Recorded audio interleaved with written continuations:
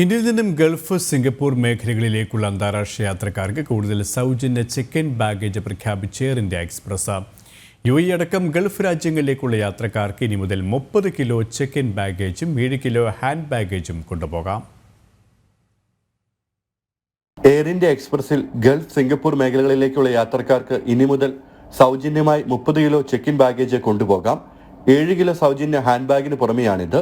എല്ലാ middle east രാജ്യങ്ങളിലേക്കും സിംഗപ്പൂരിലേക്കും ഇതേ അളവിൽ ബാഗേജ് കൊണ്ടുപോകാമെന്നും എയർ ഇന്ത്യ എക്സ്പ്രസ് അധികൃതർ അറിയിച്ചു. ബാഗേജ് ഇല്ലാതെ യാത്ര ചെയ്യുന്നവർക്കായി എക്സ്പ്രസ് ലൈറ്റ് എന്ന പേരിൽ കുറഞ്ഞ നിരക്കിൽ പുതിയ ടിക്കറ്റും അവതരിപ്പിച്ചിട്ടുണ്ട്. എക്സ്പ്രസ് ലൈറ്റ് ടിക്കറ്റുകാർക്ക് 3 കിലോ സൗജന്യ ഹാൻഡ് ബാഗേജ് കയ്യിൽ കരുതാം.